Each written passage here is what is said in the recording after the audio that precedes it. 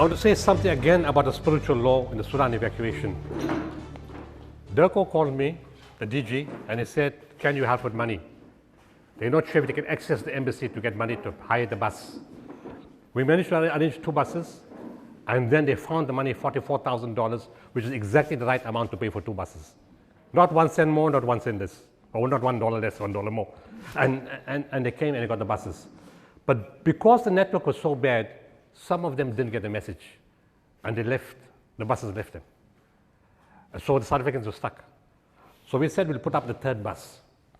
But the bus company wants cash, no credit card, no EFT, no banks are working, it's all closed. So there's no guarantee that they will get their money. They want cash money. And we had no cash money there. I was not even in the country. But again, things work in different ways. One of my team members, who's my Middle East representative, we moved him to Turkey to be based there. It's much easier to work from there for many things. I called him, I said, Dr. Malik, you stayed 7 years in Sudan. You see, everything has some back history. He stayed 7 years in Sudan. I said, you know the lingo? You know the guys make the call. He calls the bus driver. 5 minutes before we spoke to the bus driver, he said, no money, I mean not bus driver, bus company, the owner. No money, no bus. Dr. Malik calls him. 3 minutes later, he tells us, who needs money? Take the bus. See, it's not our greatness.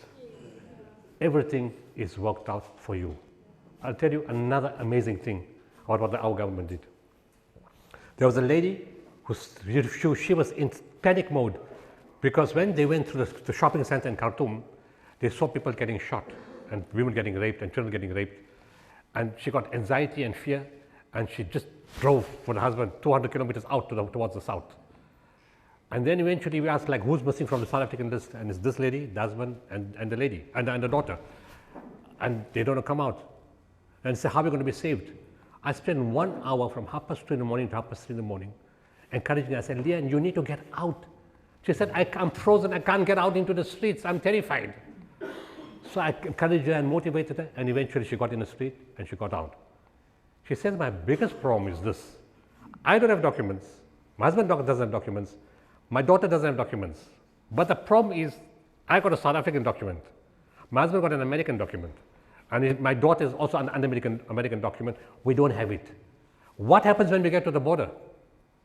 There are no consular services. So I phoned Durko, we made the arrangements with the South African lady to come out, and like we did for everybody else, we pulled out close to 90 people. And then I phoned the US Consul General, 9 at night. First I spoke to some other lady, she said, we'll do this tomorrow. I said, lady, I don't understand tomorrow, I understand now. Call me Consul General or give me the ambassador's number, because I know him too. So I called the Consul General. She said, I'm calling Washington right now, at night, but it was daytime for them. They phoned Egypt, arrangements were made, the American husband and an American daughter, which is the original daughter of the South African woman, sometimes on the computer.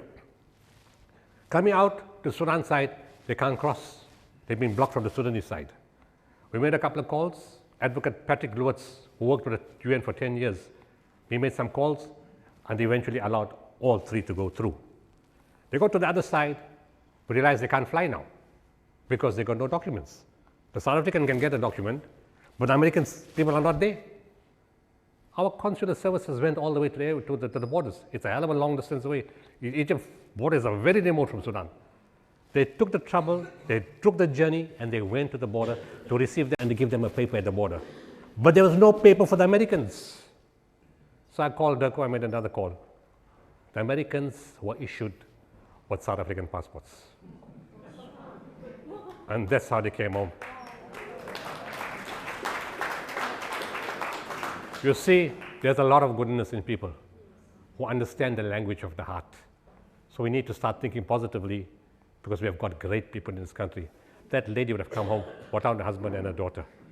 And you know, government is very bureaucratic. And especially when it comes to diplomatic things, they're the most impossible to talk to. They didn't think twice to make a South African passport.